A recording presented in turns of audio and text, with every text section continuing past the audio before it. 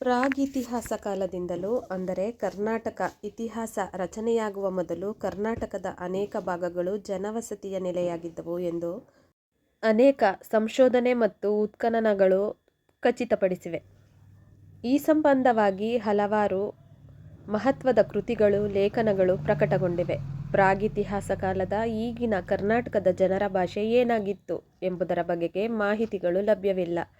ಆದರೂ ದ್ರಾವಿಡ ಭಾಷಾವರ್ಗಕ್ಕೆ ಸೇರಿದ ಒಂದು ಭಾಷೆಯನ್ನು ಅವರು ಆಡುತ್ತಿದ್ದಿರಬೇಕು.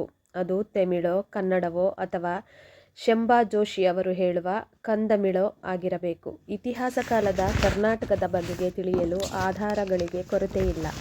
ಆ ನಿಟ್ಟಿನಲ್ಲಿ ಶಾಸನಗಳೇ ಪ್ರಧಾನ ಆಕರಗಳಾದರೂ ಸಾಹಿತ್ಯ ಕೃತಿಗಳು, ಕಡತಗಳು, ಕೈಫಿಯತ್ತುಗಳು, ಬಖೈರುಗಳು, ವಿದೇಶಿ ಪ್ರವಾಸಿಗರ ಪ್ರವಾಸಿ ಕಥನಗಳು, ಅನೇಕ ಬರಹದ ದಾಖಲೆಗಳು ವಿಶೇಷ ಮಾಹಿತಿ ಒದಗಿಸುತ್ತವೆ.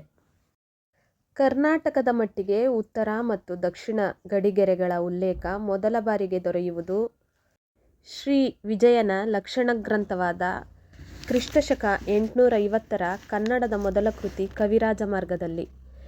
ರಾಷ್ಟ್ರಕೂಟರ ದೊರೆಯಾದ ಅಮೋಘವರ್ಷ ನೃಪತುಂಗನ ಕಾಲದಲ್ಲಿ ಈ ಗ್ರಂಥ ರಚಿತವಾಗಿದೆ. ಕವಿರಾಜಮಾರ್ಗವು ಕಾವೇರಿಯಿಂದಮ ಗೋದಾವರಿ ವರಮಿರ್ದ ನಾಡಾದ ಕನ್ನಡದೊಳ್ ಎಂದು ಕನ್ನಡ ನಾಡಿನ ದಕ್ಷಿಣ ಮತ್ತು ಉತ್ತರ ಗಡಿಗಳನ್ನು ಉಲ್ಲೇಖಿಸಿದೆ. ಕರ್ನಾಟಕದ ಇತಿಹಾಸ ಆರಂಭವಾಗುವುದು ಕ್ರಿಸ್ತಪೂರ್ವ 3ನೇ ಶತಮಾನದ ನಂತರ.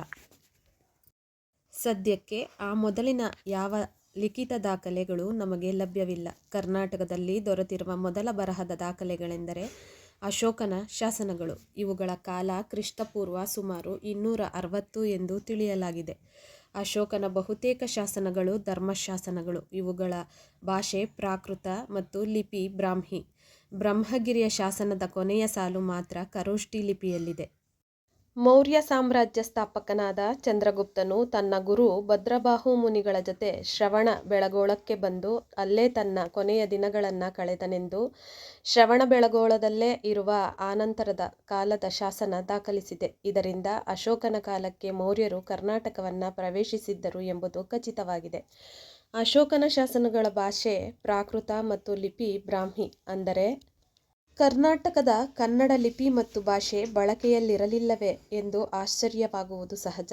ಇಂದಿನಂತೆ ಅಂದೂ ಕೂಡ ಕನ್ನಡ ಭಾಷೆ ಮತ್ತು ಲಿಪಿ ಮನೆಯೊಳಗೆ ಮಾತ್ರ ಹೆಚ್ಚಾಗಿ ಬಳಕೆಯಲ್ಲಿತ್ತು. ಹೊರಗೆ ಆಡಳಿತ ವರ್ಗದ ಲಿಪಿ ಮತ್ತು ಭಾಷೆ ಹೆಚ್ಚಾಗಿ ಬಳಸಲ್ಪಡುತ್ತಿದ್ದವು. ಆದ್ದರಿಂದ ಆ ಕಾಲಕ್ಕೆ ಕರ್ನಾಟಕದ ಜನರಿಗೆ ಬ್ರಾಹ್ಮಿ ಲಿಪಿ ಮತ್ತು ಪ್ರಾಕೃತ ಭಾಷೆಗಳ ಪರಿಚಯ ಚೆನ್ನಾಗಿಯೇ ಇರಬೇಕು. ಕನ್ನಡವು ಜನರ ನಡುವಿನ ಸಂಪರ್ಕ ಭಾಷೆಯಾಗಿ ಮಾತ್ರ ಇತ್ತು ಎಂದು ಭಾವಿಸುವುದು ಅನಿವಾರ್ಯವಾಗಿದೆ.